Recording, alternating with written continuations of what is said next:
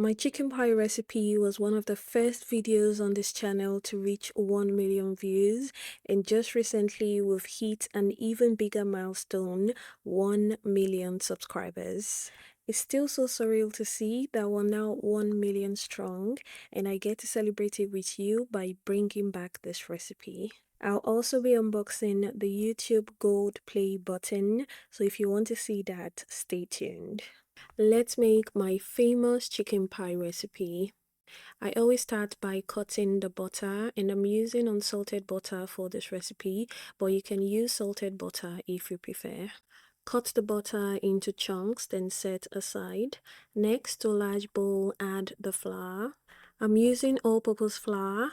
Add the salt and give it a good mix. If you're using salted butter or margarine, you want to reduce the salt quantity so it's not too salty. Add the butter, then use your hands or a butter cutter to mix the butter into the flour until the mixture looks crumbly like wet sand. Put a rough hole at the middle, then add the water. I always use cold water when making pies, and the reason I do this is the cold water resolidifies the butter so the dough is easier to work with. Mix just until the dough comes together. So for pie dough, you want to avoid kneading or over mixing because that can make your pie tough. So what I do is just press it until it forms a dough ball and then stop. I'm going to transfer this to a Ziploc bag. You can just leave it in the container if it has a cover. I'll press it down and then put in the fridge to chill while I make the filling. I'm using chicken breast for the filling, but you can use chicken thighs if you prefer. I'll go ahead and cut this into smaller chunks. Cutting is optional, it just helps the chicken cook faster.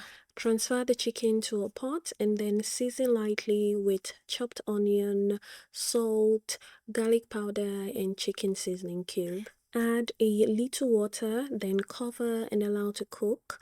It should take about 8 to 10 minutes to fully cook. If the chicken is not cut in chunks, it should take slightly longer. When the chicken is done, I'll take it off heat, then separate the chicken from the stock. I'll save the stock for later. Allow the chicken cool down for a bit before shredding using a food processor. You can also use 2 forks or just use your hands. To prep the veggies, go ahead and peel the potatoes. I'm using Irish or rosette potatoes. I've been asked many times if you can use sweet potatoes for meat pie. You definitely can, just note that your filling might be slightly sweet. After peeling the potatoes, I'll cut it into smaller cubes using my favorite manual vegetable chopper. When that's done, I'll give it a good rinse until the water runs clear, then leave the potatoes in water so it doesn't discolor. I'll do the same thing with the carrots, so peel and dice. You can add any other vegetables you prefer. Today I'm keeping it simple and I'm just using the classic potatoes and carrot combination. Now everything is prepped, so go ahead and heat up a little oil, add some chopped onions, fry that for a bit, and then add some minced garlic and ginger. Continue frying for a couple of minutes until it's nice and fragrant, then add the shredded chicken. Give that a quick mix. Add the diced potatoes and carrots. Continue stir frying that for a little. For the seasoning, I'm using salt, a little crushed chicken seasoning cube, paprika for color, and cayenne pepper or red pepper for a little heat.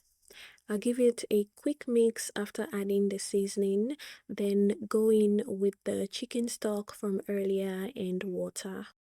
Now cover and allow to cook for about 10 to 15 minutes or until the potatoes are fully cooked. We're going to thicken the filling with a corn flour slurry, which is just corn flour and water. Make sure you mix it really well before adding and mix immediately after adding so you don't get any clumps. Cook the filling for a couple of minutes until it's nice and thick, then take it off heat and allow to cool down completely. And now it's time to bring everything together. So get the pie dough out of the fridge. If it's rock solid, you can allow it sit at room temperature for a couple of minutes so it's easier to roll. Roll the dough down until it's nice and flat. Then using a pastry cutter, or if you don't have a pastry cutter, you can use any small to medium cup or plate or the cover of a really small pot. Cut out the shapes gently, and you don't have to do circle. You can do any shape you prefer. I just naturally gravitate towards the round pies when I'm making chicken pies. Remove the excess dough. When you're done with this batch, just squeeze it together, roll it out again, and then cut into shapes, repeating the process until the dough is finished. If you're not ready to make your pies now, you can store it in the fridge for up to 3 days or in the freezer for around 3 months. Add the filling to the center of the pie dough. Brush the edges with egg wash. The egg wash is going to help seal the pie nicely while it bakes. And the egg wash is just 1 beaten egg. Seal the edges tightly by crimping with a fork, then transfer to your baking pan. Next, brush with the remaining egg wash. This is going to give the pie a really nice golden color look and a really nice shine as well. After the egg wash, poke a couple of holes on top. This is going to help vent the pies while it's baking. So as the steam builds while it's baking, it's going to escape through those holes instead of making the pie bust open. This batch is ready to bake, so I'm going to transfer this to the oven. For the second batch, I'll be recreating the same design I used for my first chicken pie recipe on YouTube. To achieve that look, I'll be using this sandwich cutter I got off Amazon. It's the same process, just assemble the pie like before. Then using the sandwich cutter, it works 2 ways. It cuts and it also stamps and crimps the pies. So just press it down like this, take it out, and it's done.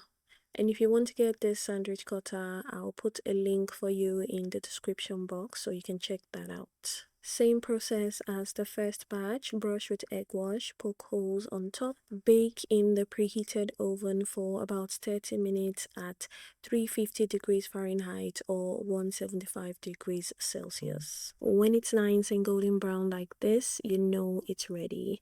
Allow to cool down for a bit, then enjoy. You really cannot go wrong with this recipe. It's a crowd favorite for a reason, and I really hope you try it. You can find a free detailed written recipe on my website, and that's kikifoodies.com.